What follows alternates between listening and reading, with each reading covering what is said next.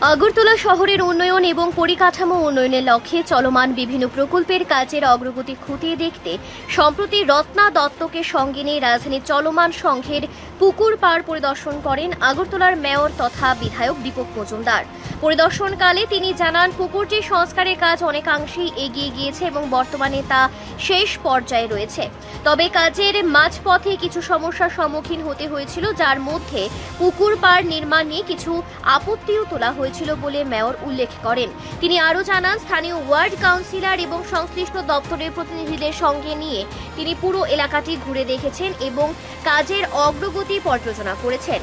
Mayor দৃঢ় আত্মবিশ্বাস প্রকাশ করে জানান যে সমস্ত বাধা বিপত্তি কাটিয়ে খুব দ্রুতই পুকুরে কাজ সম্পূর্ণ করা সম্ভব হবে। তিনি শহরবাসীকে আশ্বস্ত করেন যে আগামী দুর্গাপুজোর আগেই এই পুকুর পাড়টি পুরোপুরি তৈরি হয়ে জনগণের জন্য উপযুক্ত করে দেওয়া হবে। মেয়রের মতে এই পুকুরটি শুধু এলাকার নয়, বরং পুরো শহরের মানুষের কাছে সমান গুরুত্ব বহন করে। পুকুরটি সংস্কার করার পর এর সৌন্দর্য বর্ধন, আলোকসজ্জার ব্যবস্থা সহ বিভিন্ন সুযোগ সুবিধা তৈরি করা হবে, যাতে শহরের মানুষ সকাল সন্ধ্যায় এখানে নিশ্চিন্তে সময় কাটাতে পারেন। সামাজিক ও মানবিক বিভিন্ন কাজেও এই পুকুর পাড়টিকে ব্যবহার করা যাবে বলে তিনি আশা প্রকাশ করেন।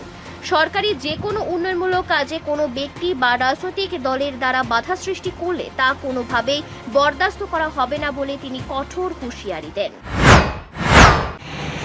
আগরতলা শহরের বড় এলাকার চলমান ক্লাব সংলগ্ন পুকুরটি সংস্কারের কাজ হাত দেওয়া হয়েছিল।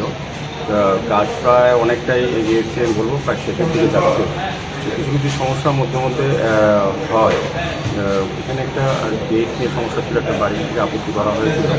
আজকে আমরা আমাদের চেয়ারম্যান এই ওয়ার্ডের কর্মকর্তারা আছেন, রত্নাত্ম মহোদয়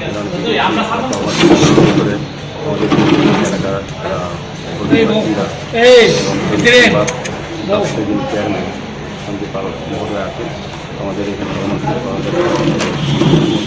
যারা আছে প্রত্যেকদিনই আমরা এই এলাকার লোক নিয়ে আমরা এই জায়গাটা ভিজিট করেছি, যাতে কাজটা দ্রুত সম্পন্ন করা যায়। আমাদের আশা আগামী পুজোর আগেই করা একটা ঐতিহ্যবাহী পুকুর, এটাকে সারা শহরের মানুষ, শুধু শুধু এলাকার মানুষ সারা শহরের মানুষের ব্যবহার করে এটাকে সৌন্দর্যন করে ব্যবহারযোগ্য করা, সংস্কার করা এবং ভালো ব্যবস্থা করে এটা বিক্রি করা, যাতে মানুষ সকালে রাত্রিতে ভ্রমণ করতে পারে। বিশেষ করে সামাজিক এবং মানবিক কাজে লাগাতে পারে। এই উদ্দেশ্যেই আমাদের সরকার এবং আমরা বিভিন্ন পুকুরগুলি সংস্কারের কাজ যেহেতু প্রায় বেশি পুকুর আমরা সংস্কার করেছি। জায়গা পরিচিত ছিল, মশার পুকুর ছিল, জঞ্জালের জায়গা ছিল। তো এই জায়গাটা কিছু করার কারণ শুরুতে কিছুটা জায়গায় ছিল, কিন্তু ধন্যবাদ জানাই চলমান সংঘ এবং বিশেষ করে সঞ্জয়দা এবং ওয়ার্ডের কর্পোরেটর যারা আছেন তারা প্রতিনিধি সহযোগিতা করছেন। এবং চলমান সংঘকে আমি ধন্যবাদ এই কারণে বিশেষভাবে ওনাদের একটা ক্লাব ছিল এখানে, তারা কিন্তু মানুষের সাথে, জনগণের সাথে, যাতে পুকুরটা জনগণ ব্যবহার করতে পারে এবং পুরনো সময় যে চিন্তা ভাবনা বা আমাদের সরকারি যে ভাবনা যে পুকুরগুলি সংস্কার করা, বিউটিফুল করা বা ব্যবহারযোগ্য করা, এগুলো তারা কিন্তু সম্পূর্ণভাবে ক্লাবটা কিন্তু তারা সরিয়ে দিয়েছে। তা আমার অনুরোধ থাকবে, সার্বিক উন্নয়নের সাথে কিছু কিছু মানুষের হয়তো সাময়িক অসুবিধা হতে পারে, এগুলি যাতে মানুষ কনসিডার করে, সহযোগিতা করে, সার্বিক সবাই কথা চিন্তা করে আমরা আগরতলাকে নতুনভাবে সাজানোর চেষ্টা করছি। সেই বিশ্বাসে কাজ চলছে।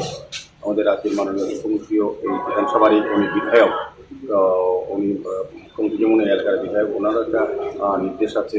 উনিও কয়েকবার ভিজিট করেছেন, বলেছেন দ্রুত কাজটা সম্পন্ন করার জন্য, এবং যদি কোথাও বাধা আছে উনি নিজে দায়িত্ব নিয়ে বলেছেন। এবং কীভাবে তিনি আর শুধু এই মধ্যপাড়া না, 2 নম্বর ওয়ার্ড না, বিভিন্ন ওয়ার্ডে আগরতলা 11টা ওয়ার্ডে উনি সমস্যা হলে আমাদের সরকার পক্ষ থেকে বা মাননীয় মুখ্যমন্ত্রী নিজে হস্তক্ষেপ করে।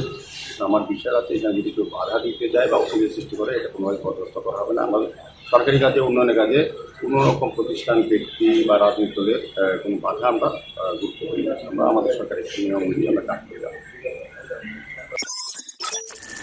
রিপোর্ট সংবাদ প্রতীক্ষা।